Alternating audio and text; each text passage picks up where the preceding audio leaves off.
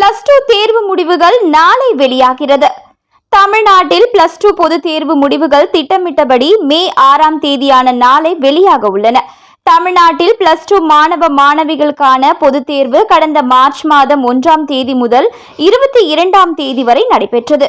சுமார் 7,50,000க்கும் மேற்பட்ட மாணவ மாணவிகள் தேர்வு எழுதினர்.